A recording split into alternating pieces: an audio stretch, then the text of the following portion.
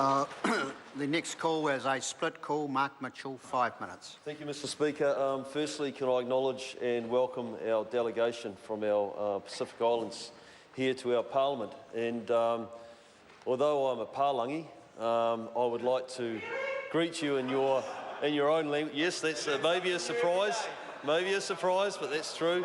After having seen the Speaker make such a valiant effort at greeting everyone in your own language, I thought that I would do the same thing today in the House. Talofa lava, malo alele, bula vanaka, whakalofa lahi atu, kia orana, whakatalofa atu, malo ni and Māori. Can I, thank you. Thank you very much. Can I also say and acknowledge our Minister for Pacific Island Affairs, the Minister Pesita Sam Lotawinga. Can I acknowledge our Ambassador, Mātua Shane Jones, who is also a very famous parliamentary rugby player and prop for many years with Chris Farfoy. Welcome. Great to see you back in the House. Can I also take a chance, can I take the opportunity as the Chair of our Foreign Affairs, Defence and Trade Select Committee and acknowledge David Shearer. I see the Speaker is also a member of that committee, and David Bennett, in saying that we took the decision that we felt it was very important to support this, this forum, and we therefore as a committee sponsored it. I'm coming to that, Carmel, be patient. We decided as a committee that we would form a subcommittee to make sure the planning was done properly and that the experience that you had here had plenty of substance and you went away knowing that you'd had some positive engagement. So the subcommittee was formed. It was chaired by Alfred Naro. Joe Hayes was on the committee, Carmel Sepuloni, Sua William Seo and Fletcher Tabato from New Zealand First were the members of that committee. They have been meeting now for several months. They have worked very hard together as a team to make sure that we could do the best that we could to provide you with a forum that had some real value. Can I please also put on the record in the Hansard and acknowledge our MFAT officials, Anton, Jonathan and Jessica, who have supported that committee, the Speaker's Office, Steve and Winton, and can I acknowledge our Secretariat, our Foreign Affairs, Defence and Trade Secretariat, John, Matthew and Charlie, who also provided support to the committee.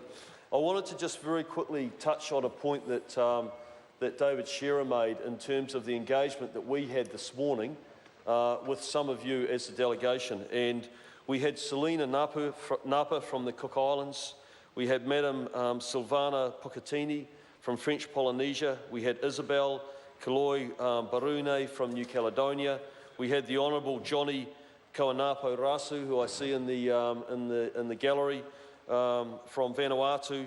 We had England Luta from Kiribati, and we had Dr. Puakina Boreham, who I also see still in the gallery, and I want to acknowledge you.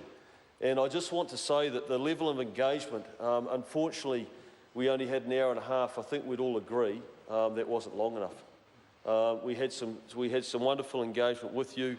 Some of the issues that were raised and discussed were women participation and representation in government. We spoke about climate change, diversifying the economy. It was raised that, that New Caledonia at the moment is going through a big transition because of the drop in nickel, which is one of their primary sources of income. We spoke about West Papua. There was a very good engagement discussion around West Papua.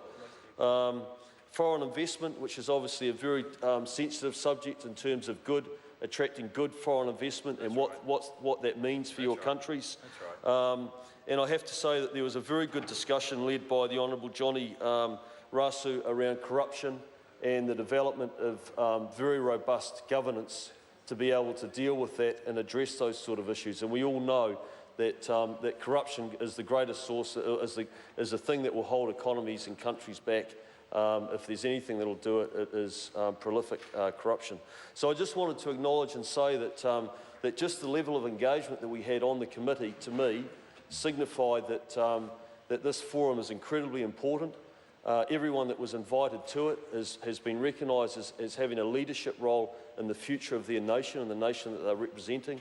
and I just want to acknowledge you and thank you for making the effort to come here and engage with us. Thank you.